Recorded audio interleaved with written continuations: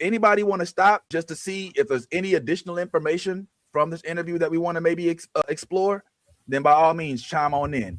But for right now, I figured let's go ahead and get to it. Ladies and gentlemen, the interview with none other than the one and only Miss Amanda Christine. Here we go.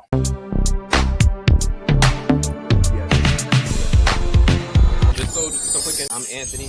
I'm with the movie blog. I was the one who sent out initial email to your agency, and thank you so much. Thank you. Now I could prove my worth to these two. Then we have Vince to my right. Go ahead, Vince. You know how to introduce yourself.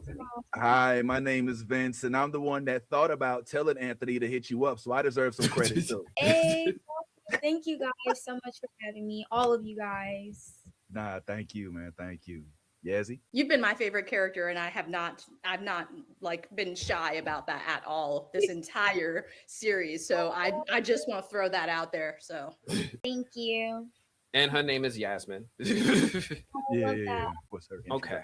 So yeah, now that we got some introductions out the way, I'm gonna try to keep this free flowing. I'm gonna try to keep this casual, but definitely have some fun. You could obviously tell the vibes by now. Of course. So I kind of want to start this off with, this is my first real introduction to Amanda Christine. And I'm curious, like, for people who's meeting you for the first time, they never saw Derry, or Derry's just their introduction to you. How would you describe yourself? Who is Amanda Christine? Yes, it's a lot because I'm still trying to figure that out as we speak. But Amanda Christine, to me, she's a very strong, caring person. I try to stay humble as much as I can. Humbleness is my first thing, and loyalty as well.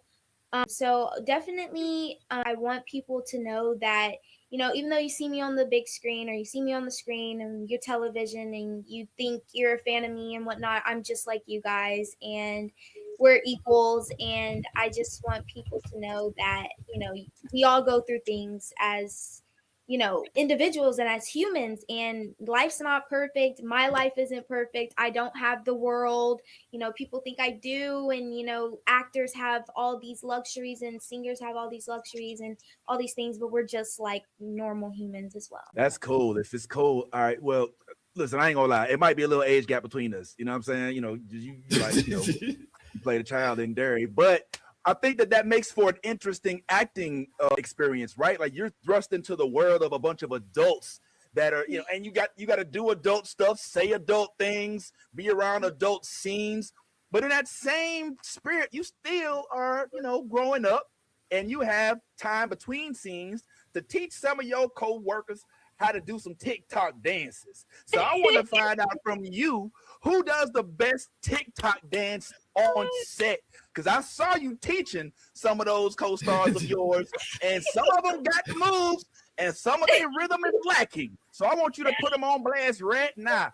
Who got the best moves on TikTok? And who may need improvement, if you know what I'm saying? You know what I mean? Oh my gosh, I love that question so much, because we definitely on set it was like a chaos, like the fun chaos set, and you wouldn't think that it would be, because it's horror and people are supposed to be down and scared and stuff, but we were giggling all the time. You would not think it was a horror set. So yes, I was definitely trying to make sure everybody was doing some dance moves and some TikToks and everything. But I mean, really can't be the judge of anybody, because we were all out there kind of struggling. humble. She's humble,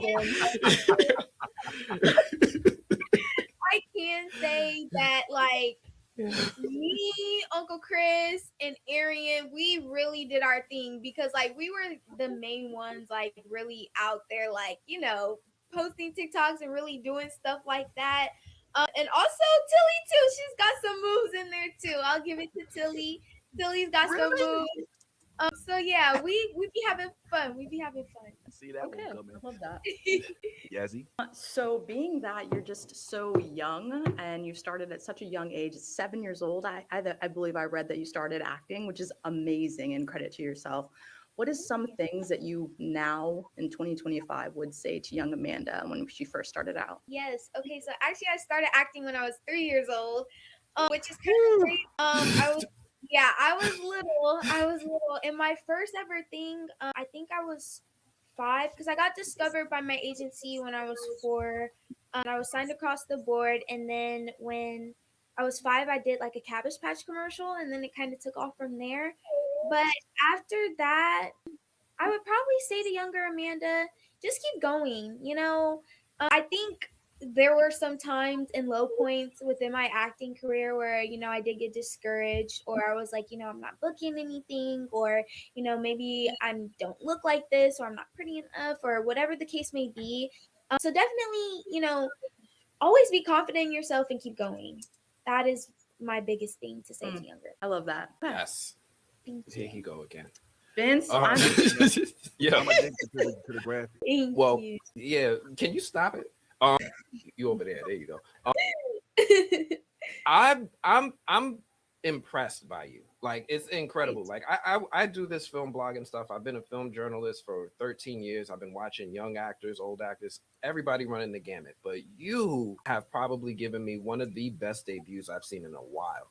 And I it's not just me, right? Because a lot of fans online were saying that you're one of the standout performances. for sure. I'm curious for you, how was it? Because I know you synced them. I know you synced these reactions. How was it for you when the show first came out and you started seeing these reactions? Where were you? Who was you with? And who heard you scream? Oh my goodness. It was definitely a crazy experience just to see all the reactions. It was definitely also, enlightening too, because I didn't, we were all kind of nervous and scared because this is the first season after the movies, and we did kind of, we wanted to live up to what the fans, not wanted, but needed. And we wanted to give them what they needed on screen as well, because it's such a big franchise. And the Stephen King universe is so huge, and there's so many books and so many things that entail within this prequel series that, come from other books as well. So we just wanted to live up to that as well. So seeing the reactions and just seeing that everybody loved it and, was, getting into it, and was like, why can't we get all the episodes now? We need them now.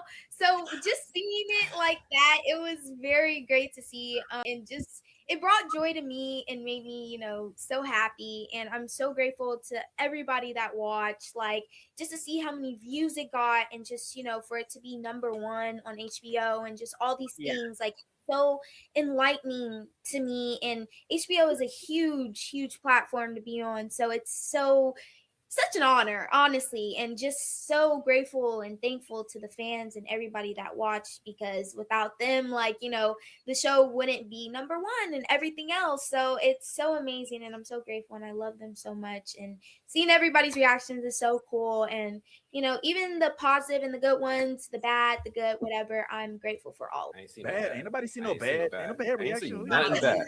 What? Nothing bad about Ronnie. That's unheard of. No. Thank you.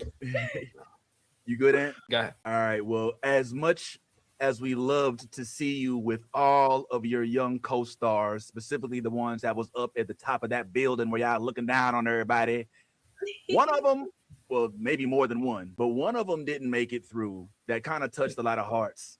And I'm speaking specifically of your boy, who evidently was good at the TikToks too, Arian. But Richie, unfortunately, as we saw, spoilers, didn't go through. But he seemed, oftentimes actors are actors and are different when the camera's off.